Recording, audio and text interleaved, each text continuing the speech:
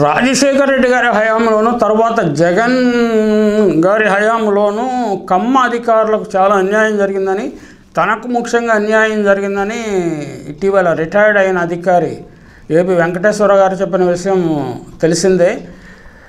అయితే ఆయన చంద్రబాబు హయాంలోనూ కూటమి ప్రభుత్వ హయాంలోనూ ఇతరులకు జరిగిన అన్యాయాల గురించి, అధికారుల గురించి ఎక్కడ ఎకరు పెట్టలేదు. ప్రభుత్వము మారగానే, జగన్మోహన్ రెడ్డి ప్రభుత్వం మారి చంద్రబాబు ప్రభుత్వంగా మారగానే ఎన్ని రకాల కక్ష సాధింపు చర్యలు జరుగుతున్నాయో మనం దాదాపు 16 మంది ఐఏఎస్ ఐపీఎస్ అధికారులకు విధులు ఇవ్వకుండా ఏ విధంగా పీడిస్తున్నారో ప్రజలు తెలుసు. అయితే మరొకసారి గుర్తు చేసుకుందాము. ఏపీలో ఐఏఎస్ ఐపీఎస్లపై కూటమి సర్కార్ కక్ష సాధిస్తున్నది. చీఫ్ సెక్రటరీ అర్హత జాబితాలో తొలి స్థానంలో ఉన్న శ్రీలక్ష్మికి ఆ పదవి ఇవ్వకుండా తప్పించారు. ఆల్ ఇండియా టాపర్ బీసీ అధికారి ముత్యాల రాజుకు పోస్టింగ్ ఇవ్వలేదు. మురళీధర్ రెడ్డి, మాధవీలత, నీలకంఠరెడ్డికి పోస్టింగ్ ఇవ్వలేదు. ప్రభుత్వం 7 నెలలకైనా అధికారులకు పోస్టింగ్లు ఇవ్వకుండా వేధింపులకు గురి చేస్తున్నారు. ఇంతకంటే దారుణమైన వేధింపులు మరి ఏబీ వెంకటేశ్వర గారికి ఒక్కరికే జరిగిందేమో. ఆయన మీద ఆరోపణలు వచ్చాయి కాబట్టి ఆయన గూఢచర్య పరికరాలను అనుమతి లేకుండా కొన్నారని, ఇంకా రకరకాల ఆరోపణలు వచ్చాయి. రాజకీయాల్లో జోక్యం చేసుకున్నారని 23 మంది వైసీపీ ఎమ్మెల్యేలు పార్టీ ఫిరాయించడానికి కీలక పాత్ర వహించారని అటువంటి ఆరోపణలు ఉన్నాయి. కానీ ఇప్పుడు ఉన్న అధికారులకు మీద ఆరోపణలు ఏమిటి అని చెప్పకుండా కనీసం పోస్టింగ్లు ఇవ్వకుండా కక్ష సాధిస్తున్నారు. వైఎస్ జగన్ మీద సీఎంఓలో పనిచేశారని ముత్యాల రాజుకు పోస్టింగ్ ఇవ్వలేదు. ఐపీఎస్లు రఘురామరెడ్డి, ఆయన చిత్తూరు జిల్లా ఎస్పీగా ఉన్నప్పుడు చంద్రబాబు నాయుడు చేసిన విధ్వంసం లేకపోతే పోలీసులపై దాడికి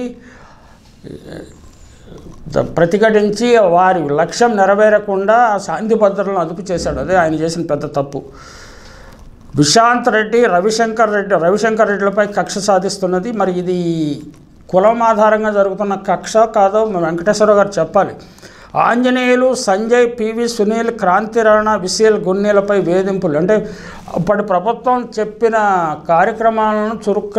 నిర్ణయాలను చురుగ్గా అమలు చేసినందుకు వీరిపై ఇటువంటి కక్ష సాధింపు చర్యలు చేస్తున్నారు. వీరిలో చాలామంది వీరు విచారణ చేపట్టి చంద్రబాబు నాయుడు మీద విచారణ చేపట్టిన వారి మీద కూడా కక్ష సాధిస్తున్నారు. ఆ వారిలో రఘురామరెడ్డి గారు ఉన్నారు. ఆయనను కూడా లూప్ లైన్లో పెట్టేశారు. అంటే అది ప్రభుత్వ నిర్ణయాన్ని, అంటే సీమెన్స్ స్కిల్ కుంభకోణంలో చంద్రబాబు నాయుడు దోషి అని నిరూపితమైంది. ఆయన అంటే దోషి అనేది మీద ఎఫ్ఐఆర్ అయింది. ఏసీబీ కోర్టు, హైకోర్టు, సుప్రీంకోర్టు కూడా ఆయనకు బెయిల్ ఇవ్వటానికి ప్రైమా ఫేసి కేసు ఉన్నదని గుర్తించారు. తర్వాత మెడికల్ గ్రౌండ్స్ మీద ఆయనకి బెయిల్ ఇచ్చారు. ఎల్లకాలం జైల్లో ఉంచలేరు కాబట్టి తొందరగానే ఆయన 53 రోజులకి బెయిల్ తెచ్చుకున్నారు.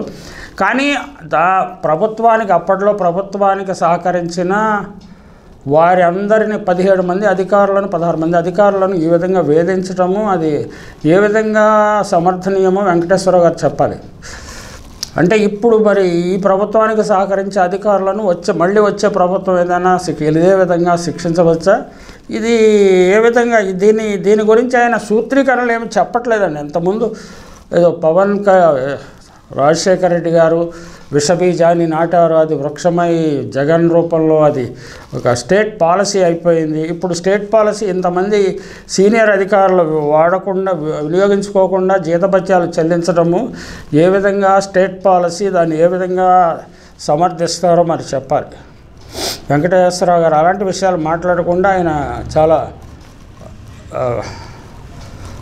అంటే ఒక పోలీస్ ఆఫీసర్, రిటైర్ అయిన పోలీస్ ఆఫీసర్ ఉండాల్సిన ఉందాతన కానీ ఏమి చూపించలేదు. అలాగే ఆయన అవసరం వస్తే నేను వ్యవసాయం చేసుకు బతుకుతాను, సత్కబుల్ హాలికులైననేమి, కందమూల కౌద్దాలికులైననేమి, నిజధార సుతోదర పోషణార్థమైన సామాన్య జీవితాన్ని గడుపుతాను అవసరం వస్తే అన్న వ్యక్తి అనవసర రాజకీయ వివాదాలకు ఎందుకు ఇరుక్కుంటున్నారో మనకు తెలియదు.